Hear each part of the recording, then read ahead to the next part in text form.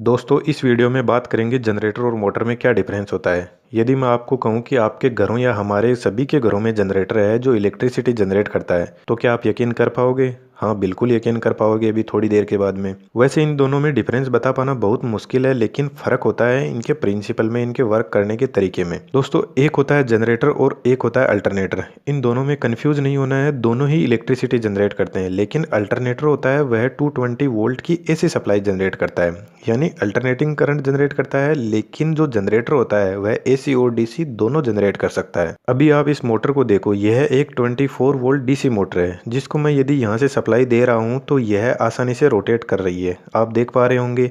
अब यदि मैं इस मोटर के सप्लाई टर्मिनल को डिस्कनेक्ट कर देता हूँ और यहाँ पर एक छोटा सा बल्ब लगा देता हूँ और इस रोटर को हाथ से घुमाता हूँ, तो यह इलेक्ट्रिसिटी जनरेट करता है और बल्ब भी जल रहा है। इसका मतलब यह हुआ कि एक मोटर ही एक जनरेटर है और एक जनरेटर ही मोटर है। लेकिन यार ऐसे कैसे हो सकता है, इस पर थोड़ा सा समझते हैं। सबसे पहला डिफरेंस मोटर जनरेटर में यह होता है कि मोटर इलेक्ट्रिक एनर्जी को मैकेनिकल एनर्जी में कन्वर्ट करती है और मैकेनिकल एनर्जी को अपन शाफ्ट से कलेक्ट कर सकते हैं, और जो जनरेटर होता है वह मैकेनिकल एनर्जी को इलेक्ट्रिकल एनर्जी में कन्वर्ट करता है। तो यह तो हो गई बाहर की बात, लेकिन इसके अंदर ऐसा क्या होता है वह समझना जरूरी है। जो बड़े बड़े पावर स्टेशन होते हैं जहां पर बिजली बनती है, वहां पर सिंक्रोनस जनरेटर यूज होता है इलेक्ट्रिसिटी जनरेट करने के लिए, और पावर स्टेशन पर बहुत सारे जनरेटर एक साथ पैरेलल में लगे रहते हैं। यहाँ पर कई बार ऐसा होता है कि मान लीजिए किसी जनरेटर का प्राइम मूवर फेल हो जाता है। प्राइम मूवर का मतलब है कि जो टरबाइन इस जनरेटर को घुमाता है वह फेल हो जाता है। तो यह जो जनरेटर है जो पहले इलेक्ट्रिसिटी जनरेट कर रहा था, अब यही जनरेटर इलेक्ट्रिसिटी कंज्यूम करने लग जाएगा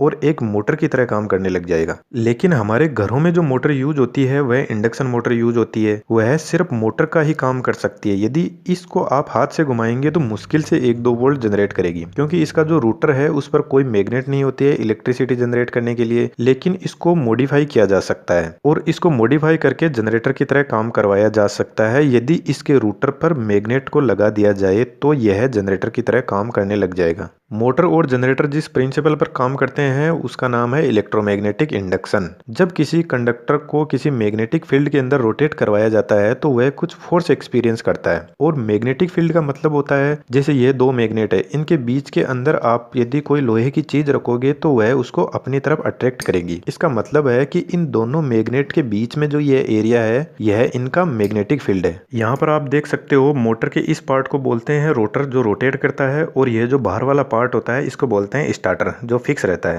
अब अपन देखते हैं कि यह जो सिंक्रोनस जनरेटर है वह कैसे काम करता है, और इस सिंक्रोनस जनरेटर को समझेंगे अपन इस डीसी मोटर की हेल्प से। जो मेरे पास में है मैंने इसको ओपन कर लिया है। तो जनरेटर के केस में सबसे पहली चीज क्या होती है कि जो हमें पावर सप्लाई मिलती है, जो अपने को मैकेनिकल सप्लाई मिलती है, वो यहाँ इस रूटर के थ्रू मिलती है। तो रूटर के ऊपर कनेक्टेड रहता है टरबाइन, और जब टरबाइन घूमता है तो ये रूटर भी घूमने लग जाता है। तो अभी ये जो रूटर देख रहे हो ये है एक सिलेंड्रिकल शेप में है, और जो सिंक्रोनस जनरेटर का जो रूटर होता है वो भी सिलेंड्रिकल शेप में ही होता है। तो मैं क्या करता हूँ, इस रूटर को थोड़ा मॉडिफाई कर देता हूँ। ये आप साइड में एक पिक देख रहे हो उसके अकॉर्डिंग। तो मैं मॉडिफाई किस टाइप से करूंगा इसको, इसमें 4 पोल लगा दूंगा, 2 इस साइड में लगा दूंगा और 2 इस साइड में पोल लगा दूंगा। और पोल क्या हुआ, एक तरीके से मैग्नेट होती है, और उस मैग्नेट पे मैं वाइंडिंग कर दूंगा इस टाइप की। तो जो वाइंडिंग होगी उस वाइंडिंग को बोलेंगे अपन फील्ड वाइंडिंग। यहाँ पर आप यह डिवाइस देख रहे हो इसको बोलते हैं कम्यूटेटर। इस कम्यूटेटर को मैं यहाँ से हटा दूंगा और कम्यूटेटर की जगह लगा दूंगा स्लिप रिंग, और स्लिप रिंग के थ्रू जो ये मैंने फील्ड वाइंडिंग बताई इसको मैं दूंगा डीसी सप्लाई। तो फील्ड वाइंडिंग में क्या होगा, फील्ड जनरेट होगा। अभी आप इस रूटर की आप कोयल देखो,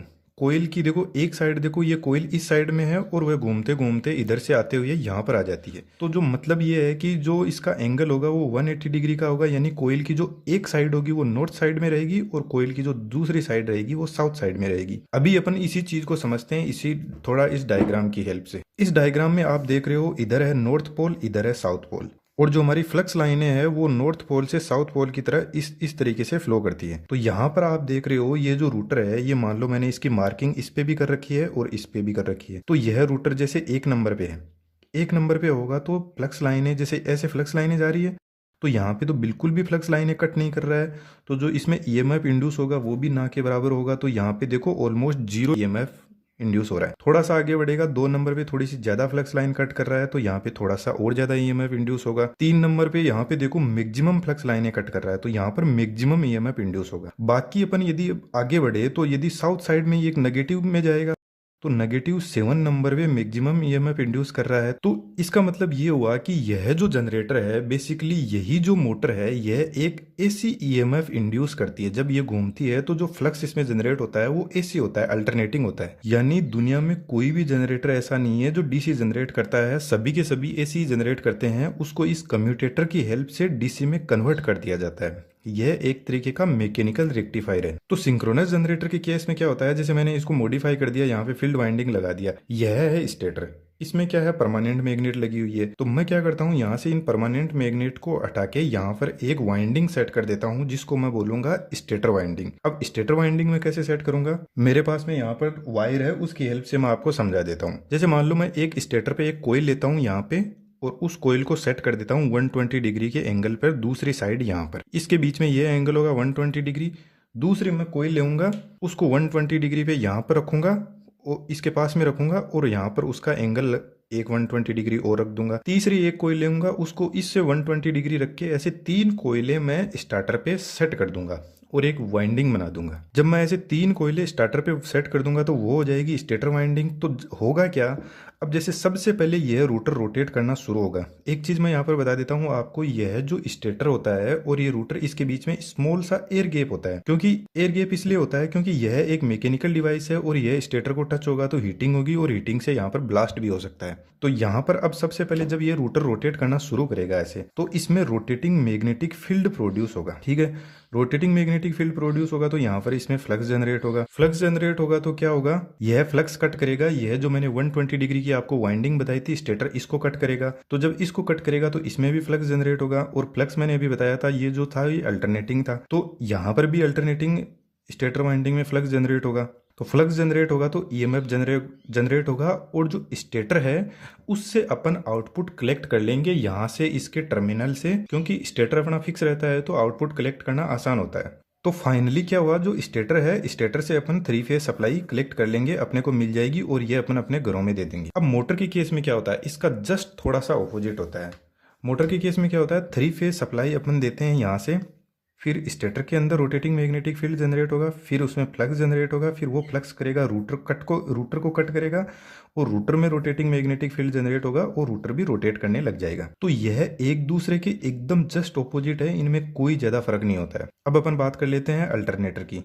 अल्टरनेटर और जनरेटर में ज़्यादा कुछ डिफरेंस नहीं होता है। अल्टरनेटर में यदि यहाँ पर एक कम्यूटेटर लगा हुआ है, इसको मैं हटा देता हूँ तो ये एक अल्टरनेटर बन जाएगा, मतलब अल्टरनेटिंग करंट प्रोड्यूस करेगा। और अल्टरनेटर मेनली हमारी गाड़ियों में यूज होता है, उसके पीछे मेन पर्पज ये है, वहां पर डीसी जनरेटर पर यूज नहीं करते। क्यों नहीं करते, क्योंकि डीसी जनरेटर में सबसे बड़ी प्रॉब्लम ये आती है, यह कम्यूटेटर। क्योंकि यह जो कम्यूटेटर है ना, ये थोड़े टाइम बाद में खराब हो जाता है। यदि आप देखो यहाँ पर देखोगे इसके अंदर, तो यहाँ पर बर्सेस लगे हुए हैं, यहाँ पर ये बर्सेस लगे रहे हैं, इसके पीछे स्प्रिंग है, और यह बर्सेस दोनों सेट रहते हैं इस कम्यूटेटर पे। तो जैसे जैसे ये घिसते जाएंगे तो स्प्रिंग इसके फोर्स लगाएगी और इस पे टच रहेंगे। तो कुछ टाइम बाद में क्या होगा कि ये बर्सेस कंप्लीटली घिस जाएंगे, तो अपने को फिर इनको गाड़ी में से जो अपना जनरेटर है उसको निकालना पड़ेगा, और उसको बर्सेस को चेंज करवाना पड़ेगा, यानी उसकी मेंटेनेंस कॉस्ट बढ़ जाएगी। जबकि अल्टरनेटर में बर्सेस होते ही नहीं है, तो वहां पर इजीली उसको मेंटेन किया जा सकता है, उसका मेंटेनेंस बहुत ही कम होगा। और फाइनल में जो भी गाड़ी में इक्विपमेंट होते हैं जो एसी सप्लाई से रन करने होते हैं, उनको एसी से रन करवा दिया जाता है। जो डीसी में रन करेंगे वहां पे रेक्टिफायर लगा के उसको